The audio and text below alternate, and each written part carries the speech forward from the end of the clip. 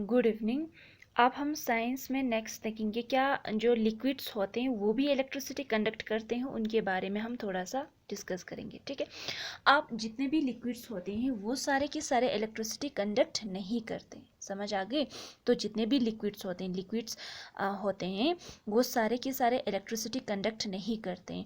उनमें से कुछ लिक्विड्स होते हैं जो गुड कंडक्टर ऑफ इलेक्ट्रिसिटी होते हैं और कुछ लिक्विड्स ऐसे होते हैं जो पुअर कंडक्टर ऑफ इलेक्ट्रिसिटी होते हैं। आप जो वाटर होते हैं, आप प्योर जो डिस्टिल वाटर होते हैं, प्योर वाटर, सबसे प्योर वाटर वो इलेक्ट्रिसिटी कंडक्ट नहीं करता। ठीक है, अब दूसरे जो वाटर जिनमें सॉल्ट्स होंगे, मिनरल्स होंगे, उनमें इलेक्ट्रिसिटी कंडक्ट होते हैं। क्यों नहीं होते डिस्टिल वाटर में इलेक्ट्रिसिटी कंडक्ट? क्योंकि उसमें कोई आयंस प्रेजेंट नहीं होता। अब इलेक्ट्रिसिटी कंडक्ट करने के लिए किसी भी ऑब्जेक्ट में या तो उसमें आयंस होना चाहिए या उनमें इलेक्ट्रॉन्स होनी चाहिए। अब डिस्टिल वाटर में कोई आयन प्रेजेंट नहीं होता, इसीलिए डिस्टिल वाटर से इलेक्ट्रिसिटी कंडक्ट नहीं होती। मगर जो वाटर जिनमें इम्प्योरिटीज होंगे, सॉल्ट्स होंगे, मिनरल्स होंगे, वो इलेक्ट्रिसिटी कंडक्ट करती है।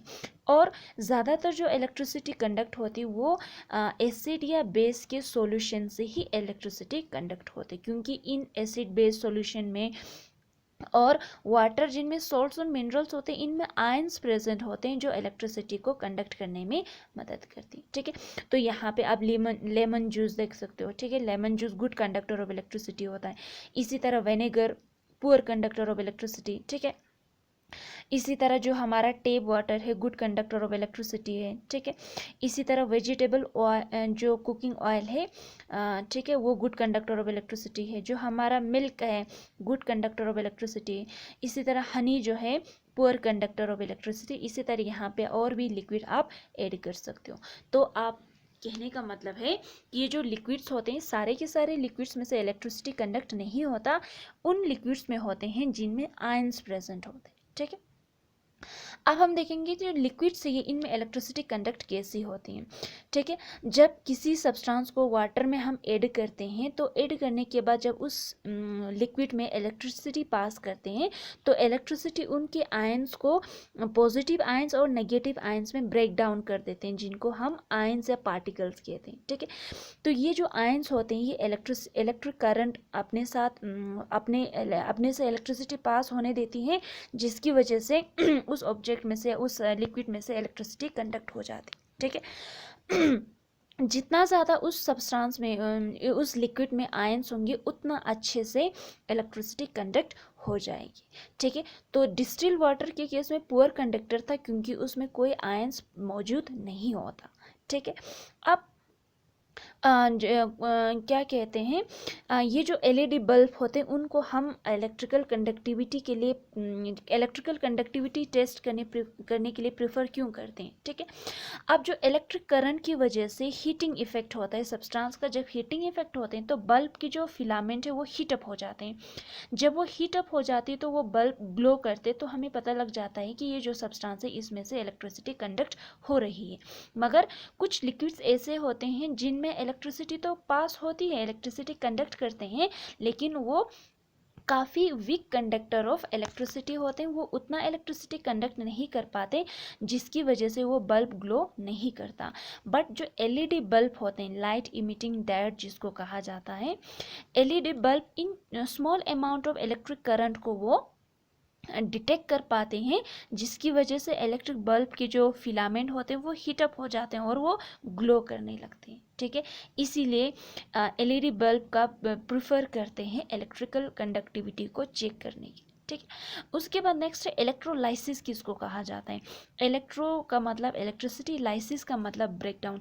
दैट मीन्स इलेक्ट्रिक करंट का जब हम यूज़ करते हैं किसी कंपाउंड को ब्रेक डाउन करने के लिए, उस प्रोसेस को हम कहते हैं इलेक्ट्रोलाइसिस। तो इलेक्ट्रिक करंट का यूज़ करके किसी कंपाउंड को उसकी आयंस में ब्रेक डाउन करना, उस प्रोसेस को हम इलेक्ट्रोलाइसिस कहते हैं। अब इलेक्ट्रोलाइसिस में 3-4 चीज़ें होती हैं। एक होता है इलेक्ट्रोड।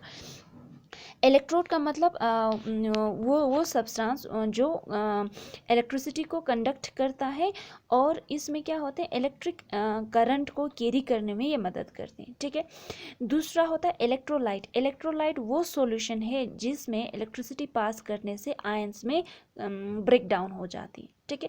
तो इलेक्ट्रोलाइट वो सारे सॉल्यूशंस है, salt solution, acid solution, base solution, जिन पे हम इलेक्ट्रिसिटी जब हम पास करेंगे तो आयंस में ब्रेक डाउन हो जाते हैं। तीसरी बात होती है एनोड किसको कहा जाता है और कैथोड किसको कहा जाता है। जो इलेक्ट्रोड पॉजिटिवली चार्ज इलेक्ट्रोड जो होते हैं उनको एनोड कहा जाता है, और नेगेटिवली चार्ज जो इलेक्ट्रोड होते हैं उसको कैथोड कहा जाता है, ठीक है। और केटाइंस और एनाइन उन आयंस को कहा जाता है। एनाइन का मतलब वो आयंस जिन पे नेगेटिव चार्ज हो, और केटाइंस का मतलब वो सारे आयंस जिन पे पॉजिटिव चार्ज हो, ठीक है। अब उसके बाद heating effect of effect of electric current. Electric current के क्या क्या इफेक्ट होते हैं। पहला है हीटिंग इफेक्ट, ठीक है। जब भी किसी भी सब्सटेंस से इलेक्ट्रिसिटी पास होती है वो सब्सटेंस क्या हो जाती हैं, गर्म हो जाती हैं, ठीक है। ये हीटिंग इफेक्ट है। जैसे हमारी जो बल्ब होते हैं ना, बल्ब, उनका फिलामेंट जब हीटअप हो जाते हैं तो वो ग्लो करने लगते हैं। दूसरा है मैकेनिकल इफेक्ट। इलेक्ट्रिक करंट जब भी किसी सब्सटेंस से पास होती है तो वो उस सब्सटेंस में मैकेनिकल एनर्जी जनरेट होते हैं, जैसे कि फैंस में, पंखा, जो हमारे मोटर्स होते हैं वो इलेक्ट्रिक करंट का मैकेनिकल इफेक्ट की वजह से वो सारे काम करते हैं। इसी तरह इलेक्ट्रिक करंट का मैग्नेटिक इफेक्ट भी होते हैं, ठीक है। मैग्नेटिक फील्ड किसी भी सब्सटेंस में प्रोड्यूस हो जाते हैं। इसी तरह इलेक्ट्रिक करंट की वजह से केमिकल एनर्जी की भी प्रोडक्शन होती है, दैट मीन्स केमिकल रिएक्शन भी होता है। जब भी किसी सब्सटेंस में इलेक्ट्रिक करंट पास होते हैं वहाँ पे केमिकल रिएक्शन भी होते हैं। जब केमिकल रिएक्शन होता है तो वहाँ पे हमारा क्या कहते हैं, केमिकल एनर्जी भी रिलीज होता है, ठीक है। अब हम केमिकल एनर्जी या केमिकल इफेक्ट क्या है, इलेक्ट्रिक करंट का केमिकल इफेक्ट क्या है वो हम पढ़ेंगे, ठीक है। जब भी हम किसी सॉल्यूशन तो केमिकल कंपाउंड है, जब भी किसी केमिकल सॉल्यूशन में हम इलेक्ट्रिसिटी पास करते हैं, इलेक्ट्रिक करंट पास करते हैं, तो वो इलेक्ट्रिक करंट जो है इन सॉल्यूशन को ब्रेक डाउन कर देते हैं और उनको आयोनाइज कर देते हैं, उनको आयंस में कन्वर्ट कर देते हैं, जिसकी वजह से वहाँ पे केमिकल रिएक्शन होता है। जब भी आप सोचो, जब भी कोई कंपाउंड हो, कोई सॉल्यूशन हो, उस सॉल्यूशन में इलेक्ट्रिक करंट पास करोगे तो वो इलेक्ट्रिक करंट जो है उस सॉल्यूशन को आयोनाइज कर देगा, आयंस में ब्रेक डाउन कर देगी। क्योंकि वहाँ पे केमिकल रिएक्शन होता है जिसकी वजह से ये आयंस बनते हैं, ठीक है। अब उस सॉल्यूशन के अकॉर्डिंग हमारे पास अलग अलग टाइप के इलेक्ट्रोड्स का यूज़ किया जाता है, ठीक है। अब इलेक्ट्रोड्स जिन पे अब जो मेटल्स होंगे, अगर उस सॉल्यूशन में मेटल्स प्रेजेंट होंगे तो मेटल जो है इलेक्ट्रोड्स पे डिपॉजिट हो जाते हैं, या तो उस जो सॉल्यूशन है उसका कलर चेंज हो जाता है, या किसी केसेस में उस सॉल्यूशन में गैस बनते हैं या बबल्स बनने लगते हैं। तो इस तरह हमारा इलेक्ट्रिक करंट का असर केमिकल रिएक्शन पर भी होता है। तो जब भी किसी केमिकल कंपाउंड में सॉल्यूशन में हम इलेक्ट्रिसिटी पास कर देते हैं तो या तो उस वहाँ पे मेटल के डिपोजिशन होते, मेटल प्योर मेटल बन जाता है, या तो उस सॉल्यूशन का कलर चेंज होता है, या तो उस सॉल्यूशन में गैस बनता है, hydrogen gas, oxygen gas, nitrogen gas, या वहाँ पे बबल्स बनते, बबल्स का मतलब वहाँ पे गैस रिलीज होते हैं। तो इस तरह हमारे यहाँ इसके केस में इलेक्ट्रिक करंट की वजह से केमिकल रिएक्शन भी होता है, ठीक है। तो ये जो रिएक्शंस हो रहे थे वो रिएक्शन किसकी वजह से हुआ, जब हमने किसी सॉल्यूशन को एसिड सॉल्यूशन, बेस सॉल्यूशन या सॉल्ट सॉल्यूशन में इलेक्ट्रिक करंट पास की, उस इलेक्ट्रिक करंट की वजह से वहाँ पे रिएक्शंस हुई। रिएक्शन में ये तीन चीज़ें हो सकती, या तो उस इलेक्ट्रोड में मेटल डिपॉजिट होता, या उस सॉल्यूशन का कलर चेंज होता है, कलर चेंज होने का मतलब वहाँ पे रिएक्शन हुआ है, या तो उस सॉल्यूशन में गैस रिलीज होता है। तो ये अलग अलग टाइप के हमारे पास रिजल्ट आते हैं जब भी हम किसी क्या कहते हैं सॉल्यूशन में इलेक्ट्रिक करंट पास करते हैं, ठीक है।